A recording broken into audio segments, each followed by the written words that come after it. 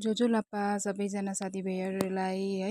आज चाहिँ मैले दुईवटा रुम चाहिँ क्लिन गरेर एकदम साफसफाइ गरेर चिटिक्कै पारिसकेको छु। सो अब चाहिँ दुईवटा रुम बाँकी छ, त्यो चाहिँ बादमा गर्छु भनेर सोचेको छु। पहिला चाहिँ बेल्कनी सफा गर्नु पर्यो भनेर सोचेको। बेल्कनी चाहिँ यति साह्रो धुलो छ कि सफा गर्दा गर्दा हत्तु नै भयो। हाम्रो घर चाहिँ रोडदेखि अलिकति टाढो छ र पनि यति साह्रो धुलो छ, रोडमै हुनेहरूको त झन् हत्तु नै होला बिचरा सफा गर्दाखेरि। म चाहिँ बेल्ट बिना चाहिँ ट्याक्कै सक्दिनँ, पुरा ढाँड दुख्छ कि। सो बेल्ट लगाएर चाहिँ घोडा दसी दसी बेल्कनी सफा गरेको। सो हेर्दै गर्नुहोस् होला साथीभाइहरू।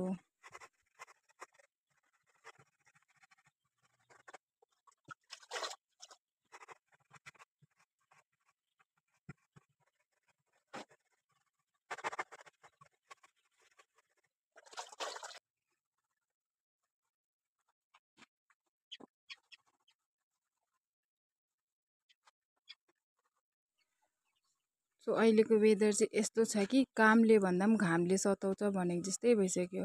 घाम चाहिँ यति साह्रो लाग्छ खै कामै गर्नु सकिँदैन।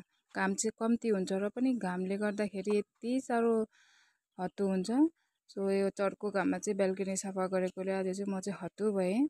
सो आजको लागि यति नै होला साथीभाइहरू है। भोलि भेटौँ, बाई बाई, टेक केयर, जोजोलाप्पा।